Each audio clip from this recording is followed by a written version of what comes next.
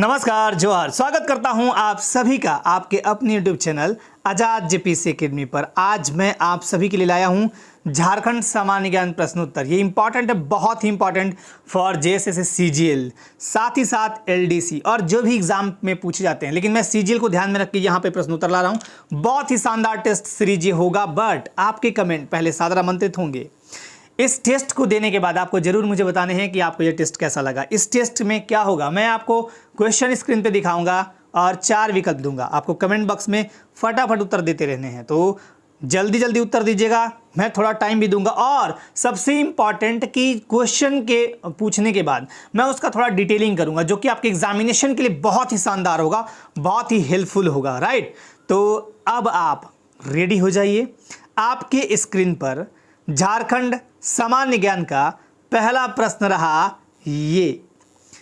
झारखंड की किस जनजाति के संबंध में माना जाता है कि ये लोग तिब्बत से आए थे। अब यहाँ पे पूछा गया है कि कौन सी ऐसी जनजाति है जिसके संबंध में माना जाता है कि वो तिब्बत से आए थे। मुंडा, संथाल, उरांव या हो। सोच समझकर कमेंट बॉक्स में जल्दी जल्दी उत्तर दीजिए। चलिए बताइए, पहला का उत्तर बताइए। मुंडा, संथाल, उरांव या हो। दीजिए उत्तर। पहला का जो सही उत्तर होगा वो होगा मुंडा। बहुत ही बढ़िया, जिनका उत्तर आ गया हो ए। देखो, ये झारखंड की तीसरी सबसे बड़ी जनजाति है, 3rd नंबर पे आती है। और मैं आपको बता दूं, नंबर 1 पे आता है संथाल।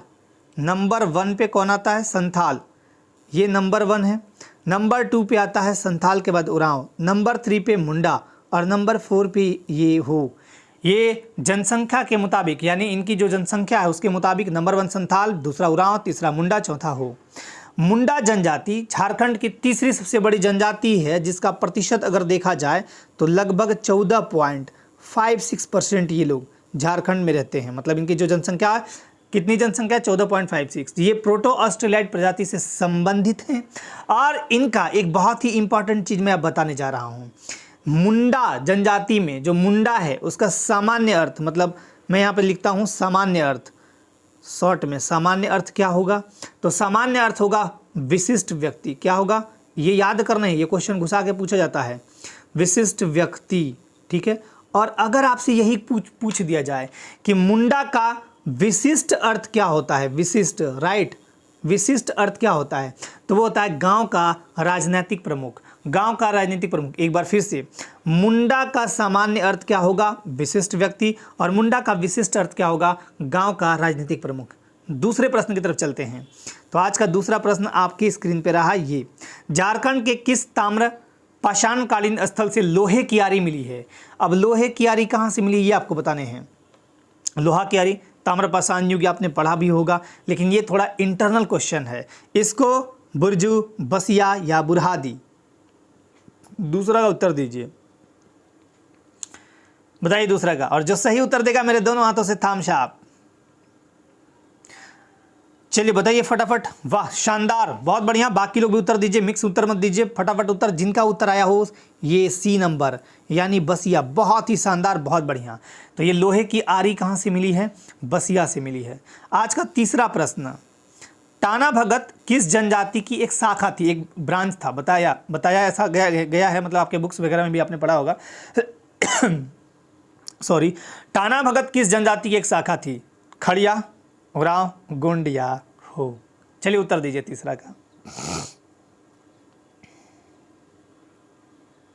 वाह, सुपर आंसर, बहुत बढ़िया। बाकी लोग भी उत्तर दीजिए, बहुत शानदार। तीसरा का जिनका उत्तर आया है बी, यानी उरांव। मैंने अभी क्या बताया, झारखंड की ये दूसरी यानी 2nd नंबर की जनजाति है। इसका प्रतिशत अगर देखा जाए तो 18.14% ये प्रतिशत में। और ये रहते कहाँ हैं? साउथ छोटा नागपुर में, यानी दक्षिणी छोटा नागपुर में, और पीपी में, यानी पलामू प्रमंडल में इनका मेन संकेंद्रण यही है। इसके अलावा और भी जगहों पे रहते हैं। और इनका मूल निवास स्थान उरांव का कहाँ था? तो ये देखिए, दक्षिण भारत से आए थे, यानी दक्षिण भारत से आए थे। और स्वयं को ये कुड़ुख कहते हैं। क्या कहते हैं? स्वयं को कुड़ुख कहना पसंद करते हैं। कुड़ुख का मतलब क्या होता है? स्वयं को कुड़ुख कहते हैं। कुड़ुख का मतलब होता है मनुष्य। ठीक है, चलिए आज का चौथा प्रश्न, 1857 के विद्रोह के क्रम में सर्वप्रथम किस मेजर की हत्या कर दी गई थी, यह आपसे पूछा गया है। मेजर ली ग्रांट, मेजर कूपर, मेजर लॉसली या मेजर केविन? उत्तर दीजिए। 1857 के विद्रोह के क्रम में। मैं आपको तब तक बताते चलता हूं कि 1857 का जो विद्रोह था वो झारखंड में हुआ था 12 जून को स्टार्ट। 12 जून, बाकी फटाफट उत्तर दीजिए आप लोग। 12 जून 1857 ईस्वी को यहाँ शुरू हुआ था और ये था रोहनी गांव। रोहनी गांव। अब ये रोहनी गांव पड़ता कहाँ है, तो ये देखो रोहनी गांव है देवघर में, राइट, देवघर में। ये अजय नदी के किनारे आपका बसा हुआ है। वैसे भी 32वीं रेजिमेंट के सैनिकों ने जब ये विद्रोह हुआ था रोहनी से, देवघर के रोहनी से 12 जून 1857 को, तो उन्होंने बहुत शानदार थामशाप मेरे तरफ से मेजर लॉसली, मेजर नॉर्मन लॉसली की हत्या कर दी थी और बहुत ही इंपॉर्टेंट 32वीं रेजिमेंट के सैनिकों द्वारा इनकी हत्या कर दी गई थी। आज का 5वां प्रश्न, झारखंड में नागवंशी राजाओं द्वारा निर्मित किला डोईसागढ़ वर्तमान में किस जिले में स्थित है? डोईसागढ़ पूछा गया है। नागवंशी यहाँ बहुत दिनों तक राज किए, तो उन्होंने एक किला बनाया डोईसागढ़ किला। ये वर्तमान टाइम में किस जिले में पड़ता है? हजारीबाग, लोहरदगा, गुमला या रामगढ़? 5 का उत्तर दीजिए। 5 का उत्तर दीजिए। और वाह, जिनका भी शानदार उत्तर आ रहा है, बहुत बढ़िया बहुत बढ़िया। बाकी लोग भी उत्तर दीजिए। 5 का जिनका भी उत्तर आ गया हो, सी गुमला, बहुत ही अच्छा, बहुत बढ़िया। गुमला में देखो, एक तो ये है कि आपका, मैं यहाँ पे बताता हूँ, शॉर्ट में लिखूंगा, पालकोट किला है, पीके में लिख दिया पालकोट किला। नौरतनगढ़ का किला है, इनके लिख दिया नौरतनगढ़ किला, है ना। इसके अतिरिक्त महामाया मंदिर है, महामाया मंदिर, एम से महामाया मंदिर हो गया। उसके अलावा अंजन धाम मंदिर वही है ना, अंजन धाम मंदिर, ठीक है। तो एक बार फिर से, गुमला में क्या क्या है? पालकोट किला है, नौरतनगढ़ किला है, पालकोट किला, नौरतनगढ़ किला, और फिर आपका महामाया मंदिर हो गया, अंजन धाम हो गया, मंदिर हो गया। ये सारे चीज़ गुमला में है, बहुत बहुत फेमस, बहुत इंपॉर्टेंट। तो चलो 5 का उत्तर सी, 6ठा नंबर पे चलते हैं। झारखंड में पंचायती राज व्यवस्था के अंतर्गत मध्यवर्ती स्तर पर किसका गठन किया गया है? ग्राम सभा, ग्राम समिति, प्रखंड समिति या पंचायत समिति? चलिए उत्तर दीजिए। मैंने एक बहुत ही शानदार वीडियो बनाया है पंचायती राज व्यवस्था का, डिस्क्रिप्शन में मैं उसका लिंक दे दूंगा, आप लोग कभी भी देख लीजिएगा। पंचायती राज का जो मैंने वीडियो बनाया है, अगर वो आपने पूरा देखा, किसी भी एग्जाम में, चाहे वो जेपीएससी हो, सीजीएल हो, एक भी प्रश्न छूटेगा नहीं, बाहर जाएगा ही नहीं। तो पंचायती राज का धांसू वीडियो मैंने बनाया है बहुत ही शानदार तरीके से। चलिए बताइए, बहुत बढ़िया उत्तर। जिनका 6 का उत्तर आया हो, डी पंचायत समिति। अब देखिए, पंचायती राज व्यवस्था के 3 स्तंभ होते हैं, 1 2 3। शीर्ष पर कौन होता है? शीर्ष पर होता है जिला परिषद, शीर्ष पर जिला परिषद। इसका अध्यक्ष, मतलब हेड होता है अध्यक्ष, जिला परिषद अध्यक्ष। अभी तो इलेक्शन हुए ना झारखंड में। फिर उसके बाद होता है पंचायत समिति, मैं शॉर्ट में लिखता हूँ। इसका हेड कौन होता है? तो प्रमुख, ठीक, प्रमुख। और तीसरा होता है ग्राम सभा, इसका हेड कौन होता है? तो मुखिया, ठीक है, मुखिया। तो ये 3 स्तर होते हैं। ये होता है जिला स्तर, ये होता है खंड या प्रखंड स्तर कह लीजिए, और ये ग्राम स्तर। ये होता है ऊपरी, सबसे ऊपरी, ये मध्यवर्ती और ये निम्न स्तर का, ठीक है। बहुत इंपॉर्टेंट ये क्वेश्चन, ये और ये पूछे भी गए एग्जामिनेशन बहुत बार। 7वें नंबर पे चलते हैं। झारखंड की किस जनजाति को कुछ विद्वानों ने विश्व का प्रथम आयरन स्मेल्टर कहा है? ये इंग्लिश वर्ड दिया है, जो इंग्लिश पढ़े बहुत अच्छे से समझ पाएंगे। बाकी हिंदी वाले भी कोशिश करिए, आंसर आपको इसी में छुपा है, इसी चीज़ में इसका आंसर छिपा है ना। आयरन स्मेल्टर किसको कहते थे? संथाल, मुंडा, खड़िया या असुर? उत्तर दीजिए। मैं हिंट्स भी आपको कर दिया, तो बताइए, 7 का उत्तर बताइए। वाह, शानदार उत्तर। जिनका उत्तर आया है डी, असुर। अब असुर के बारे में समझिए। इस जनजाति को हम पूर्व देवा भी कहते हैं। क्या कहते हैं? पूर्व देवा भी, ये नोट कर लीजिएगा। और झारखंड में जो असुर आए थे, और ऐसे भी असुर जो भारत में थे, सिंधु घाटी सभ्यता के ये प्रतिष्ठापक माने जाते हैं। झारखंड की सबसे प्राचीनतम जनजाति कौन सी है? असुर है। इनका जो पारंपरिक पेशा था वो लोहा गलाना, तो इसीलिए आयरन स्मेल्टर, लोहा गलाना। एक और जनजाति आप याद रखिएगा, करमाली। इनका भी काम क्या है? लोहा गलाना, करमाली, राइट, करमाली क है ये, है ना। करमाली और असुर ये लोहा गलाते हैं। बहुत बढ़िया, बहुत शानदार। जिनका उत्तर है डी, 8 नंबर पे। नागपुरी फाग शतक, लाल रंजना एवं झूमर के रचनाकार कौन है? धनीराम बख्शी, घासीराम, गिरधारी राम गंजू या बीपी केसरी? 8 का उत्तर बताइए। 8 का उत्तर बताइए, फटाफट दीजिए उत्तर। जिनका भी सही उत्तर आएगा थम्स अप, 8 का उत्तर दीजिए। Mix answer. बाकी लोग भी दीजिए फटाफट। वाह, शानदार उत्तर। जिनका भी आया हो D, BP Kesari. BP Kesari को नागपुर, बीपी केसरी ने, मतलब बीपी केसरी ने, यानी इनका पूरा नाम क्या है, विशेश्वर प्रसाद केसरी, राइट। इन्होंने नागपुरी को, किसे, यहां पे मैं लिख देता हूं, नागपुरी को, एक मिनट, ये चल क्यों नहीं रहा है, 1 सेकेंड, नागपुरी को, ठीक,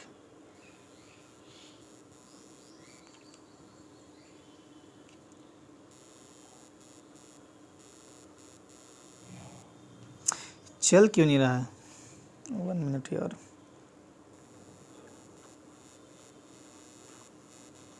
नागपुरी को इन्होंने क्या कहा था, इन्होंने नागपुरी को कहा था, किन्होंने, बीपी केसरी ने नागपुरी को कहा है बांसुरी की भाषा। ये बहुत इंपॉर्टेंट है, याद रखिएगा, बांसुरी की भाषा। किसने कहा था नागपुरी को बांसुरी की भाषा, तो याद रखिएगा बीपी केसरी। आज का नवा प्रश्न,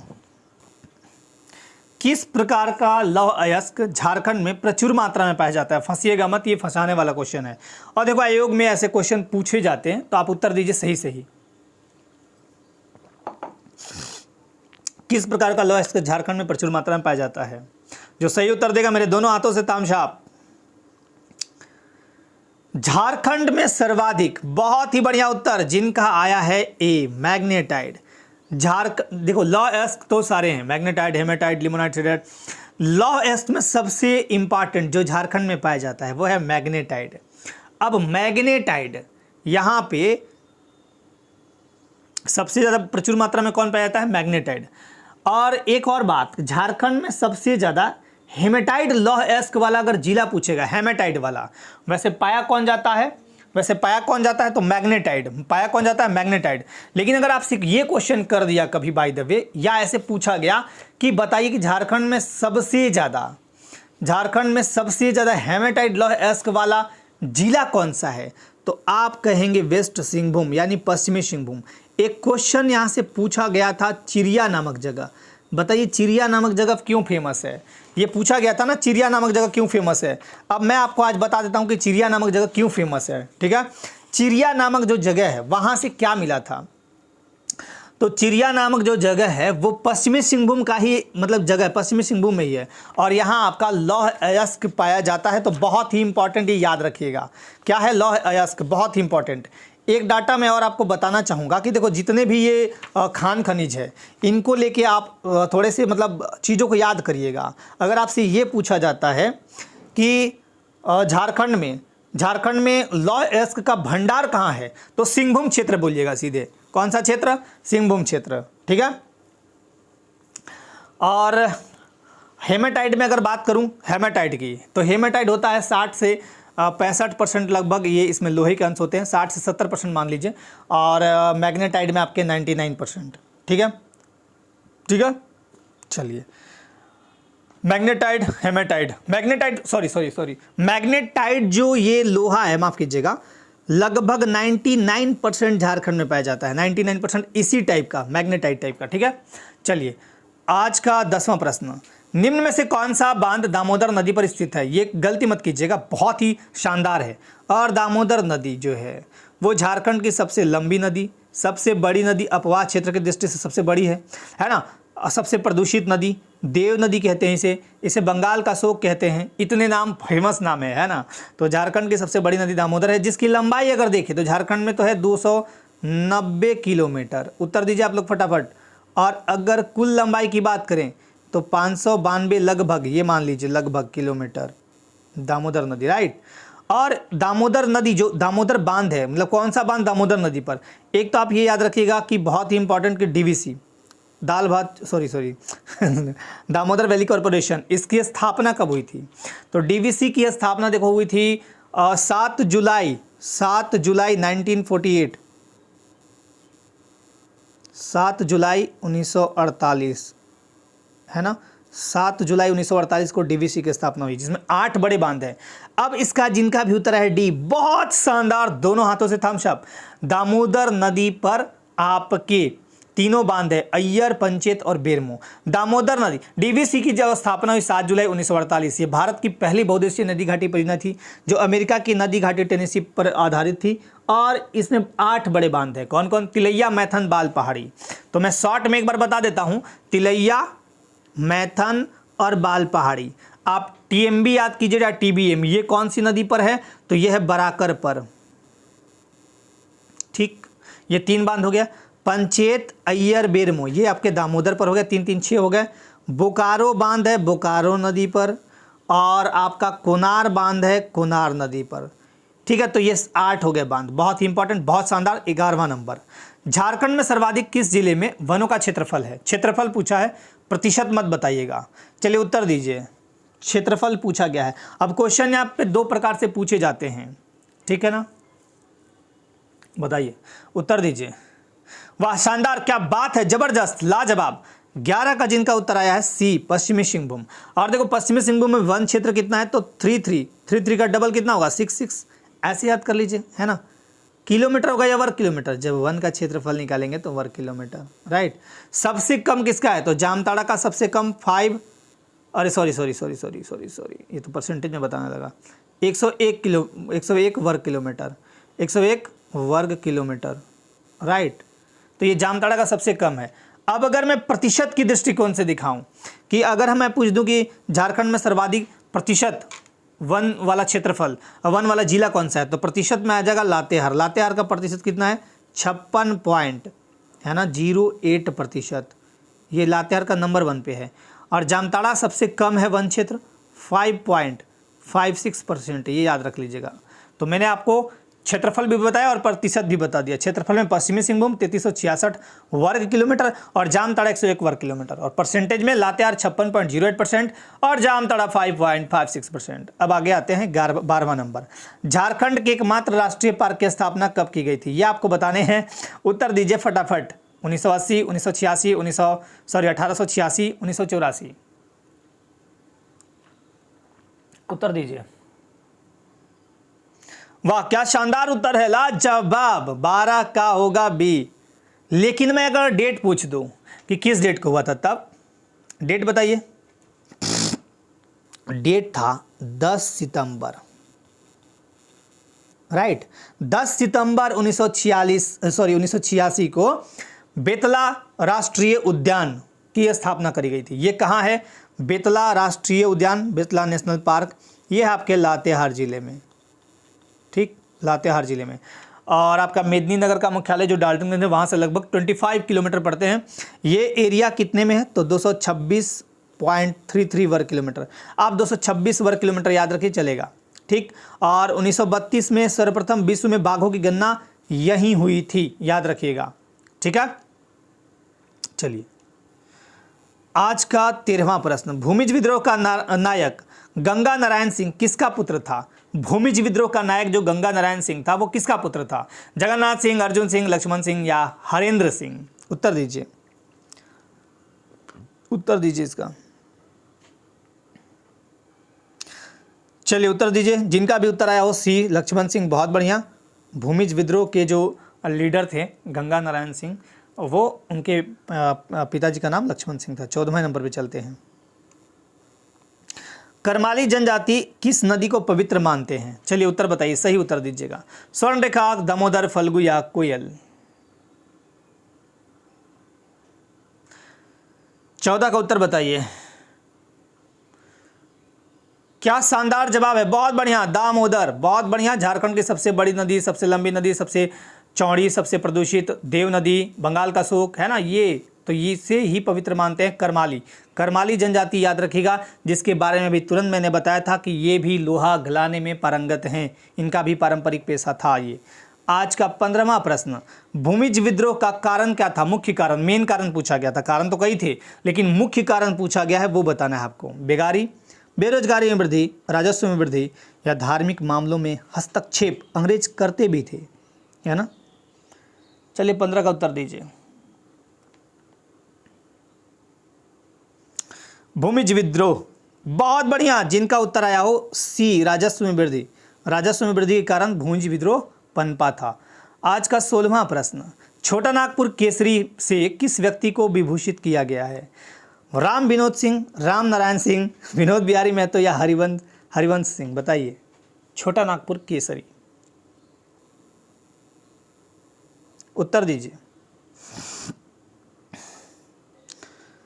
16 का उत्तर बताइए। सुपर जवाब, वाह बहुत बढ़िया। कुछ लोग तो गलती दे रहे हैं, बहुत बढ़िया कर रहे हैं आप लोग, बहुत अच्छा। B is right answer. 16 का क्या होगा? राम नारायण सिंह। इन्हें हम छोटा नागपुर केसरी भी कहते हैं। आज का 17वां प्रश्न, उस पठार का नाम क्या है जो झारखंड के दक्कन जैव भौगोलिक प्रांत का हिस्सा बनता है? छोटा नागपुर पठार, मालवा पठार, बुंदेलखंड पठार या विंध्यन पठार? दीजिए उत्तर।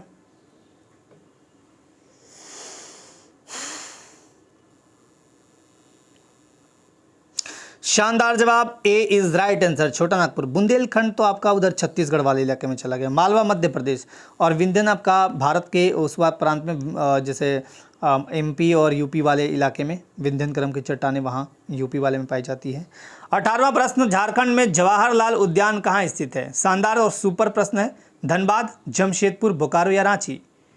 झारखंड में जवाहरलाल नेहरू उद्यान, आपने तो बेतला राष्ट्रीय उद्यान पढ़ा होगा, बट एक उद्यान का नाम है जवाहरलाल नेहरू उद्यान, और बहुत शानदार प्रश्न है, ये पूछे भी गए एग्जामिनेशन में।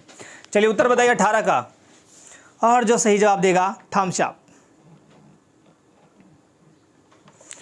अब देखिए यहाँ गड़बड़ उत्तर दे रहे हैं लोग, सही उत्तर दीजिए, सही उत्तर दीजिए फटाफट। वाह वाह वाह, क्या बात है, सी इज राइट आंसर। जिनका भी आया बहुत बढ़िया, बोकारो, और ये बोकारो स्टील सिटी में है। इसे हम यानी जवाहरलाल नेहरू उद्यान को हम सिटी पार्क भी कहते हैं, राइट। चलिए आज का 19वां प्रश्न,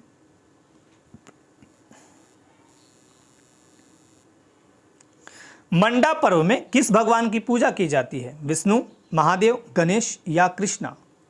मंडा पर्व, बताइए 19 का उत्तर दीजिए। वैशाख माह की अक्षय तृतीया को यह प्रारंभ होता है। वैशाख माह की अक्षय तृतीया को यह पर्व प्रारंभ होता है। अब मैं इतना भी बता दिया, ठीक है। वाह, सुपर और शानदार जवाब जिनका आया है, देवों के देव महादेव, यानी 19 इज राइट आंसर, बी। मंडा पर्व में भगवान महादेव की पूजा की जाती है। ये सभी लोग करते हैं, सदान भी करते हैं, और यहाँ के आदिवासी समुदाय के कुछ लोग भी, कुछ क्या बहुत लोग करते हैं। आज का 20वां प्रश्न, निम्न में से किस स्थान का नाम संथालों के पिता के नाम पर रखा गया? संथालों के पिता के नाम पर कौन से स्थान का नाम रखा गया है? लुगुबुरु, घंटाबाड़ी, रामगढ़, पतरातू या रांची? आंसर बताइए 20 का।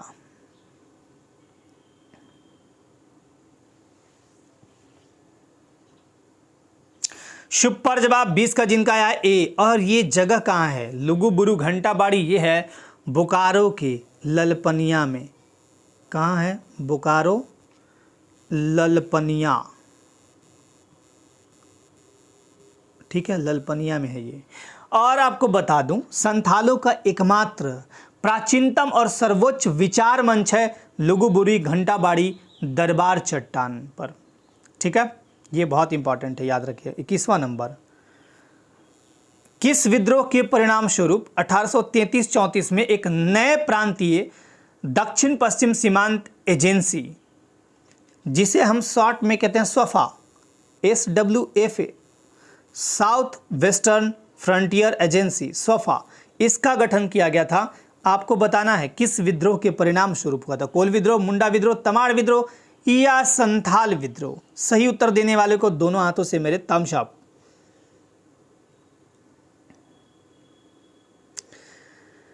वाह, सुपर जवाब। देखो यहाँ दिमाग लगाइए आप। कोल विद्रोह कब हुआ था? 1831-32 में, तुरंत उसके बाद 33-34 आता है, तो ये कोल विद्रोह इज राइट आंसर। इसी विद्रोह के परिणाम स्वरूप दक्षिण पश्चिम सीमांत एजेंसी का गठन किया गया था। आज का 22वां प्रश्न,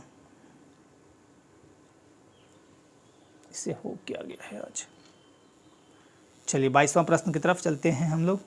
जनजातीय अनुसंधान संस्थान को किस वर्ष स्थापित किया गया था? आपको बताने 1991, 1953, 1959 या 1973। और मैं डेट भी आपसे पूछने वाला हूं। 22 का उत्तर बताइए, फटाफट बताइए। जनजातीय अनुसंधान संस्थान वैसे मैं बता दूं, मैं ये तो है रांची में, राइट। ये है कहाँ? रांची में, ठीक है। वाह, शानदार और सुपर जवाब 1953। लेकिन डेट कौन सा है, किस डेट को किया गया था? 1953 तो ठीक है, बट ये याद रखिएगा 31 अक्टूबर 1953, ठीक है। बहुत ही शानदार। ये रहा आपके स्क्रीन पर 23वां प्रश्न। पारसनाथ की पहाड़ी किस जिले में है? ये बहुत सिंपल प्रश्न है, बट आपको इसका जवाब बहुत सोच समझ के देने हैं। और मैं यहाँ से फैक्चुअल डाटा निकालूंगा जो कि आपके एग्जामिनेशन में कई बार पूछे गए हैं और बहुत ही इंपॉर्टेंट हैं। देखो, पारसनाथ की पहाड़ी, सबसे पहले तो मैं आप उत्तर दीजिए, सभी लोग उत्तर इसका सही ही दीजिएगा, मुझे पता है। बट पारसनाथ की पहाड़ी का नाम पूर्व में पारसनाथ नहीं था, इसका नाम था सममेद शिखर। क्या था? सममेद शिखर, राइट। वाह, बहुत बढ़िया। गिरिडीह के निकट, इसरी के निकट है पारसनाथ की पहाड़ी। जब यहाँ जैन धर्म के 23वें तीर्थंकर आए थे, तीर्थंकर का मतलब क्या होता है? आचार्य। तीर्थंकर का मतलब क्या होता है? आचार्य, राइट। अब जैन धर्म के 23वें तीर्थंकर पारसनाथ आए थे, उन्हीं के नाम पर ये पारसनाथ की पहाड़ी हो गई थी। जैन धर्म के 24 में से 20 तीर्थंकर यहीं आके और अपना साधना में निर्वाण वगैरह प्राप्त किए थे। लेकिन आपको बता दूं, इसकी ऊंचाई अगर पूछेगा तो आप कहिएगा 1365 मीटर, लेकिन अगर कह दे फीट तो याद रखिएगा, ये क्वेश्चन जेपीएससी भी 2 बार पूछ चुकी है। 4478 फीट याद रखिएगा। तो फीट में 4478, मीटर में 1365। पारसनाथ की पहाड़ी जैन धर्म का एक बहुत ही इंपॉर्टेंट केंद्र है, गिरिडीह जिले में है। इतने डाटा को आपको याद रखने हैं। आज का 24वां प्रश्न देखिए, डोकरा कला का प्रयोग किस कार्य में होता है? जानवरों के शिकार में, बुनाई में, मूर्ति बनाने में या खेती में? डोकरा कला का प्रयोग पूछा गया है। 24 का उत्तर दीजिए। डोकरा कला का प्रयोग उत्तर दीजिए फटाफट। सुपर और शानदार जवाब 24 का जिनका आया है ए। बहुत बढ़िया, जानवरों के शिकार के लिए, ठीक है। एक मिनट। डोकरा कला, सॉरी, इसका आंसर जिनका भी आया है सी, माफ कीजिएगा। 24 का जिनका मूर्ति बनाने में। डोकरा कला का यूज हम कैसे करते हैं? तो ये मूर्ति बनाने के लिए हम यूज करते हैं। 24 का जो सही उत्तर होगा वो होगा सी इज राइट आंसर। 25 नंबर, निम्नलिखित में से कौन झारखंड की स्थानीय जनजातियों में एक महोत्सव गीत है? भदवाही, पावस, सोहराई या उदासी? उत्तर दीजिए फटाफट और सोच समझकर उत्तर दीजिएगा। यहाँ पे गलती मत कीजिएगा, यहाँ गलती की गुंजाइश मत रखिएगा। चलिए बताइए फटाफट, उत्तर दीजिए।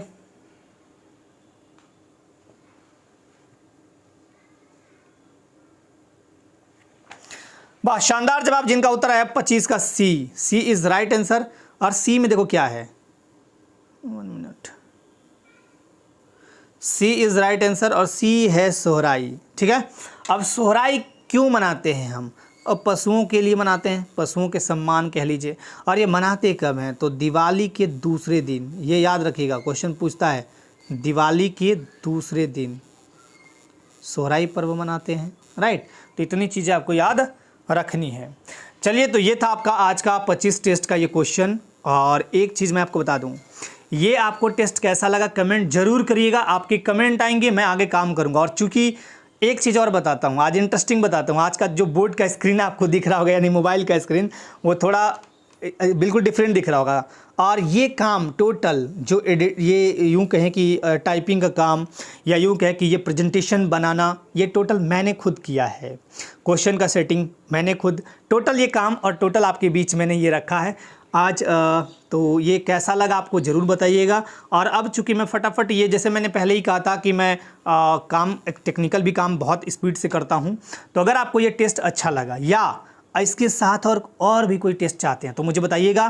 फटाफट मैं टेस्ट फटाफट तैयार करूंगा, हर दिन लाने का प्रयास करूंगा। लेकिन आपके कमेंट सादर आमंत्रित रहेंगे, आप ज़रूर मुझे बताइएगा, ठीक है। अपने लाइफ में आगे आप बढ़ते रहिए, अपने कर्तव्य मार्ग पर चलते रहिए। आज के लिए आप सबको बहुत बहुत धन्यवाद। बहुत अच्छा लगता है जब आप टेस्ट में शामिल होकर मेरे साथ टेस्ट लगाते हैं, बहुत ही बढ़िया है ना। और मिलते हैं फिर नेक्स्ट सेशन में, तब तक आप अपने घरों में बिल्कुल सुरक्षित रहिए, स्वस्थ रहिए, मस्त रहिए और अपनी पढ़ाई निरंतर जारी रखिए। आज के लिए आप सबको बहुत बहुत धन्यवाद। जय हिंद।